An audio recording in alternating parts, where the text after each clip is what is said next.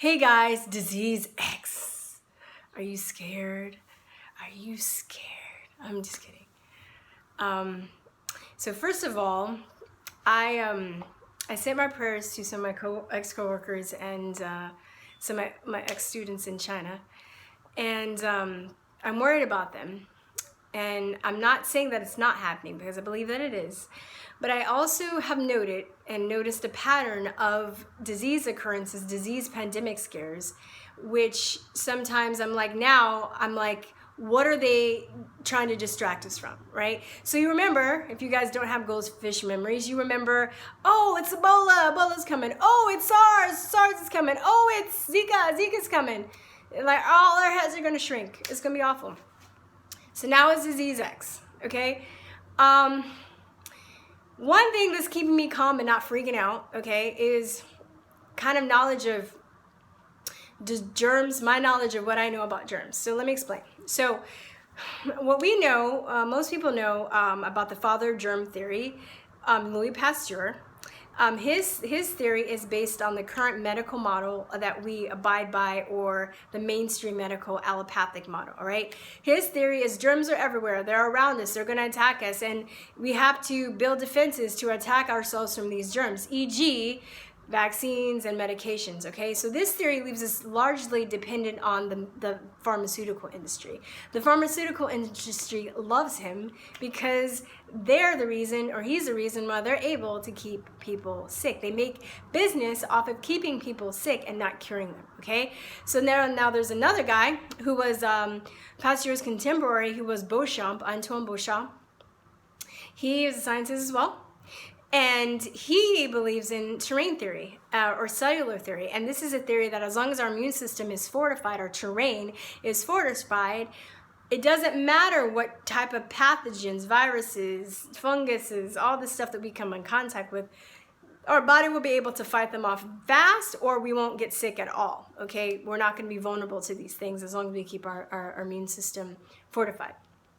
Now, when I've been doing research with vaccines, I got into this because one of the things I researched, which blew my mind, was vaccines did not cure diseases, and that vaccines were, diseases were already on the decline once they started implementing things like water sanitation and plumbing and, burning and taking away trash. Okay, so you got to remember, in the old days, before we had cars, people had horses. They were defecating everywhere, right? This brought all kinds of bacteria and fungi and everything. There was people just peed in the streets. We didn't have trash men. We didn't have good plumbing.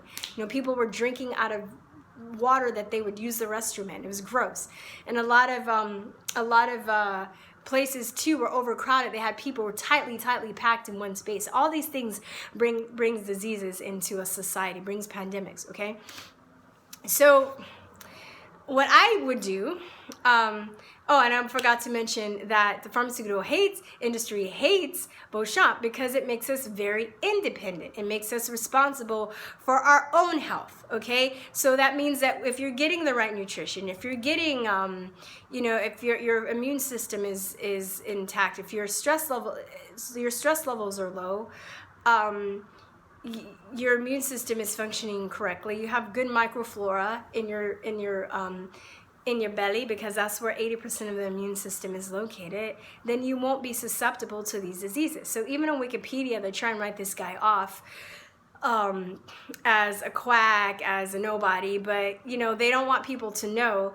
They don't want people to be independent and in charge of their own health. They want you to keep you dependent. So I'm going to post some links in the bottom. I think you guys would find this interesting.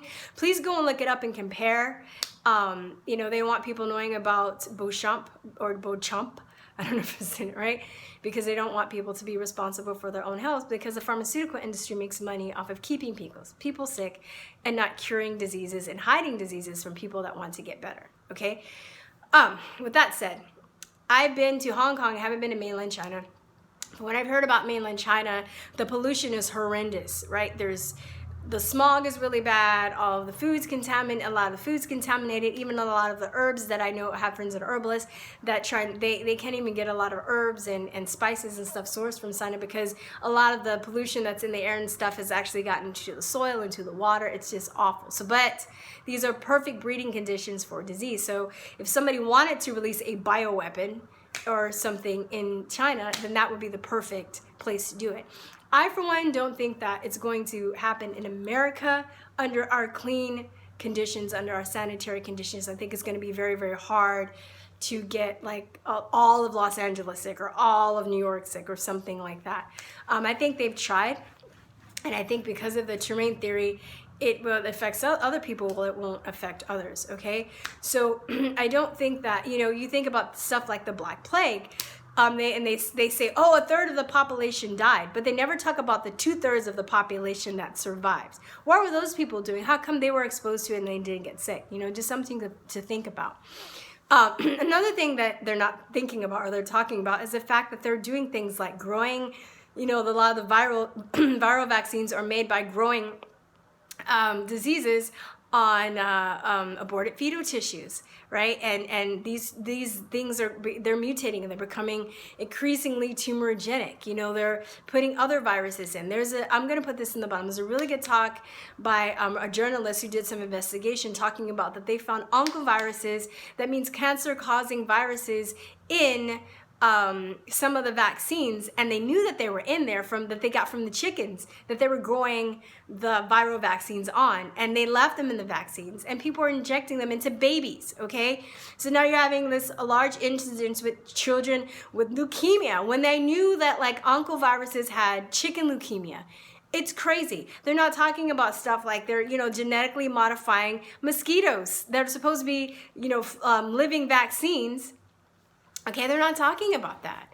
They're not talking about the GMO food. They're not talking about the fact that because people have been giving antibiotics so much that it's destroying our gut flora and making us more susceptible to fighting off disease. I truly believe that the medicines and the vaccines that the pharmaceutical industries are giving us are actually making our immune systems weaker and thus destroying our terrain and making it harder for us to fight diseases off. I think the only way that they can really get our immune systems down to the point where they can make a large pandemic, especially in America, because our conditions, our environmental conditions aren't as bad as China, is to inject it into us or get us to take something and destroy our terrain from the inside, okay? Call me a mad scientist, whatever. I'll leave some links in the bottom. You can make that decision for yourself. If I were you, God forbid if a pandemic were to come to America, I will not get a vaccine. Okay, people get this confused between a syringe and a vaccine. A syringe is what is used to administer the vaccine. So if you get bitten by a snake or something, you get antivenom.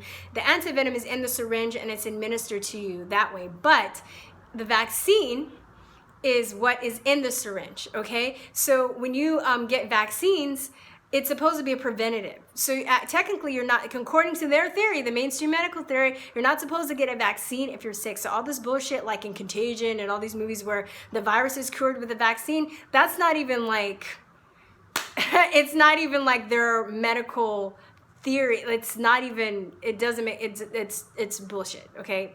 Plain and simple, okay? So Bill Gates, as he always likes to do, the pandemic, he always just pops up with the vaccine. Oh, I have a vaccine 3 months ago. Oh, wouldn't it be horrible if, you know, my biggest fear is that a pandemic is gonna come and it's gonna like wipe out everybody and I'm just scared, but I have a vaccine. Like the vaccine maniac motherfucker, but whatever, don't get me started him. So I wouldn't take a vaccine, okay? That's supposed to be preventative. I wouldn't even take a vaccine as a preventative, okay? I just wouldn't, okay? I wouldn't take an antibiotics because this strain that they're saying is a virus. It's a strain of bird flu.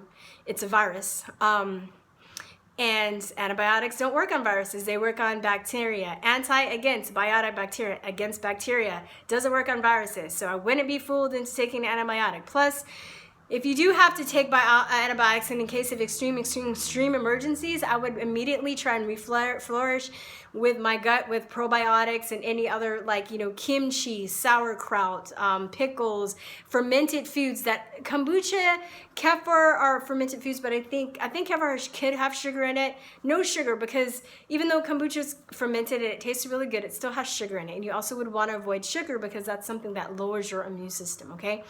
What else? I wouldn't do that. Silver hydrosol is amazing. I made like a gallon of fish, that was like half a gallon of this fish broth, and I smelled it. It was like, oh, it smells a little weird, but I hadn't had fish in like a while, and I was thinking, well, maybe I'm just, you know, sensitive. Drunk it, immediately got food poisoning.